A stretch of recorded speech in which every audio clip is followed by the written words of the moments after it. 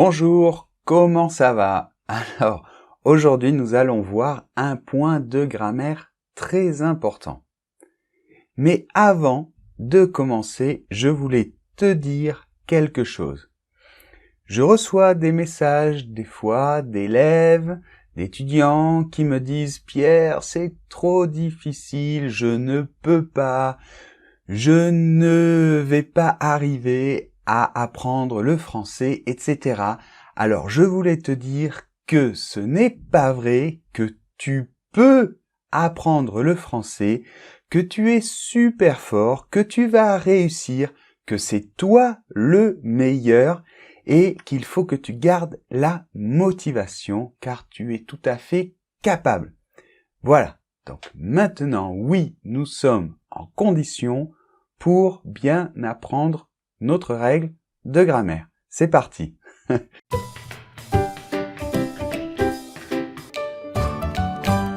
D'accord. Donc maintenant que tu es positif, que tu es sûr de toi, on y va. Donc je te rappelle, il y a les sous-titres de la vidéo en français, pas les sous-titres automatiques, les sous-titres que je mets moi, ou des personnes qui m'aident.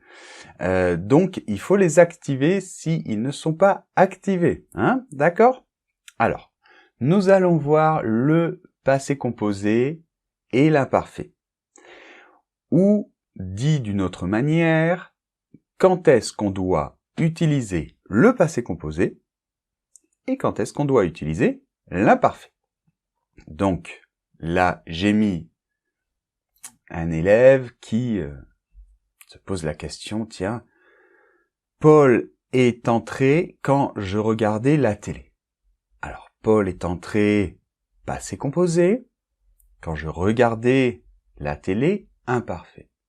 Donc, nous allons utiliser toujours le rouge pour le passé composé et le bleu pour l'imparfait dans cette leçon. Alors, pourquoi? Pourquoi passé composé et après imparfait? Bien, alors, tout d'abord, un petit rappel, mais très rapide, parce que peut-être que je ferai une vidéo sur la formation du passé composé, de l'imparfait, mais aujourd'hui, c'est l'utilisation qui nous intéresse. Donc, un rappel de la formation.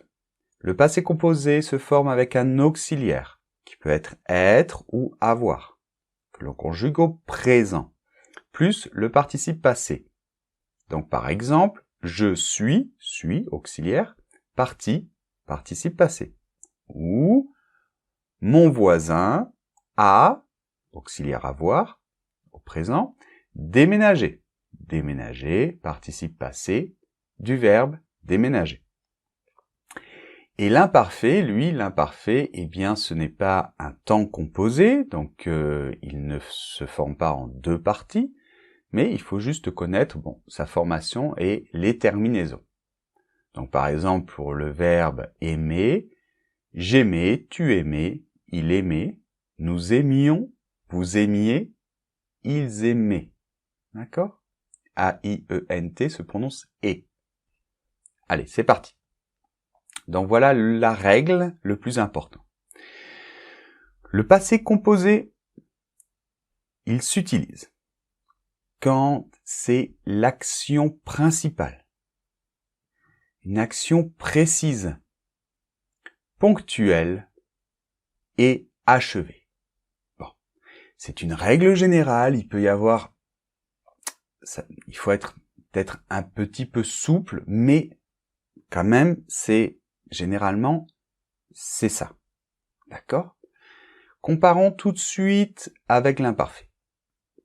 L'imparfait, lui, on va l'utiliser pour décrire, pour le décor, pour décrire le décor, la description, pour parler des habitudes, pour une action qui n'est pas forcément achevée.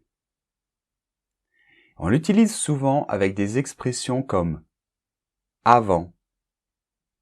Avant, nous étions quand j'étais petit. À cette époque, nous étions heureux. Allez, on va voir des exemples. C'est le mieux pour comprendre. Alors, par exemple, quand j'étais petit, je passais mes étés à Arcachon. Et ça, c'est vrai. Moi, je passais mes étés à Arcachon. C'est à côté de Bordeaux. C'est très joli. C'est là où il y a la dune du Pilat. Et voilà, je peux vous dire que la dune du Pilat, je l'ai montée très souvent. Je vous conseille d'y aller, c'est super joli. Donc quand j'étais petit, je passais mes étés à Arcachon. Eh bien oui, c'est quelque chose de général. C'est pas une action ponctuelle, c'est... Voilà, je décris ce qui se passait quand j'étais petit. Voilà, quand j'étais plus jeune. D'accord ? Alors ensuite, je suis par exemple dans l'entreprise, au bureau, et je dis Marie est partie. Donc là, c'est une action ponctuelle, elle est partie. Ça dure pas longtemps, elle est partie ou elle n'est pas partie. En plus, c'est l'action principale. Bon. Hier, j'ai vu une vidéo super sur YouTube. Ça parlait du passé composé et de l'imparfait.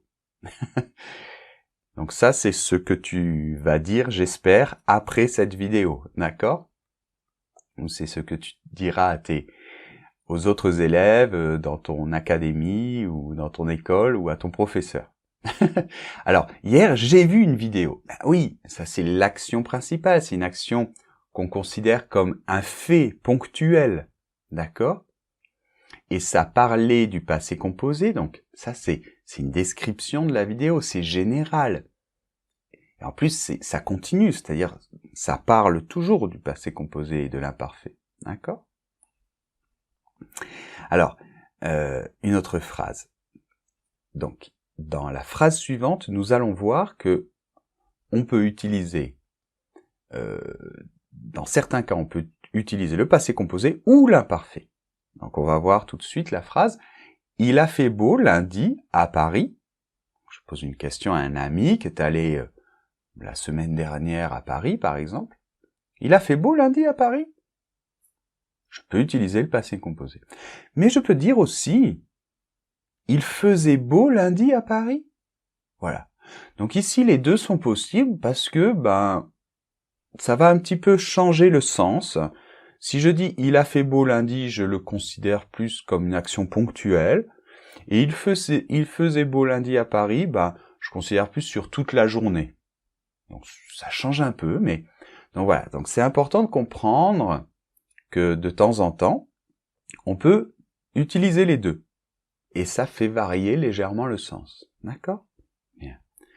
Alors pour comprendre quelque chose, c'est très efficace les contre-exemples. Donc je vais te donner un contre-exemple. J'ai regardé la télé quand tout à coup c'est soudainement, Fabien est entré. Pour moi, c'est tellement pas naturel que j'ai du mal à utiliser, à même le dire. Donc, Fabien est entré. Donc ça, c'est tout à fait incorrect, c'est impossible, parce que c'est le contraire. Donc, j'ai regardé la télé quand tout à coup Fabien est entré. On doit dire, je regardais la télé.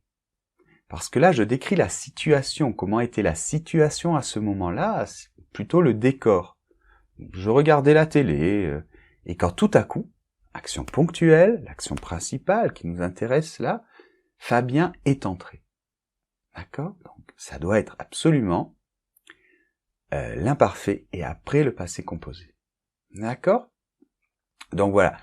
Je crois que je l'ai expliqué le mieux possible, mais maintenant, c'est très important que tu fasses au moins un exercice. Donc, je te propose de cliquer sur le lien qui est sous la vidéo, ou peut-être même sur la vidéo, et de faire absolument l'exercice que je te propose, donc de choisir entre imparfait et passé composé.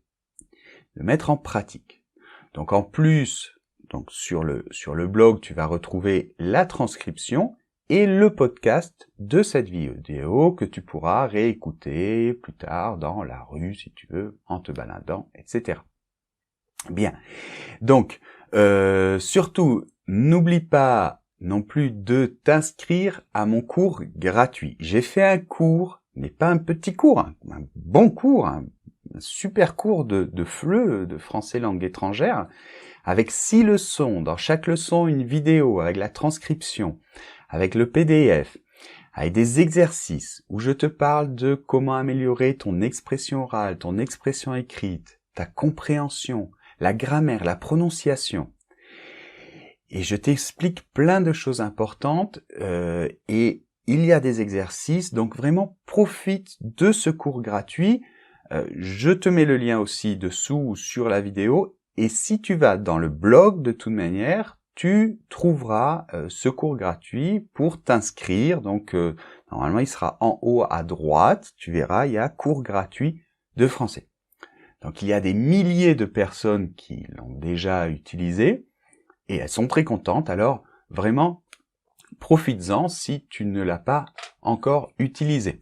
Surtout, n'oublie pas que tu es très fort, que tu es le meilleur et que tu vas apprendre le français, que tu es en train de progresser déjà.